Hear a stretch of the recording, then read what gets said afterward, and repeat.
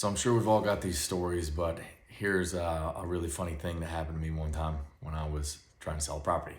So I was selling about $1 million condo out on Kiowa Island here in South Carolina, and the place was being sold furnished with some exceptions. One of the exceptions was a painting that was in the living room.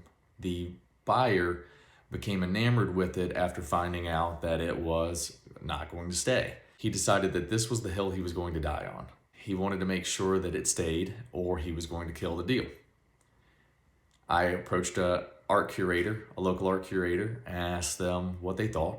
They couldn't determine who it was done by or what they thought the value was. Although it was a large painting, it did fill the room, filled the space nicely.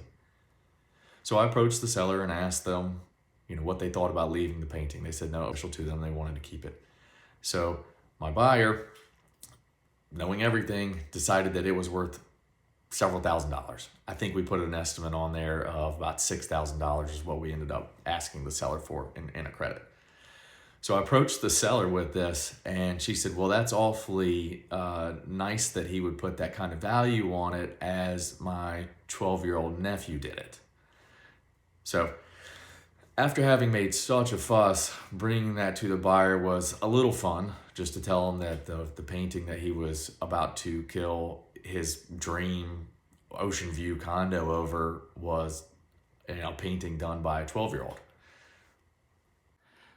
So the moral of the story is, don't go falling on a sword that could cost you your dream home, especially if that sword is wooden or, made of plastic.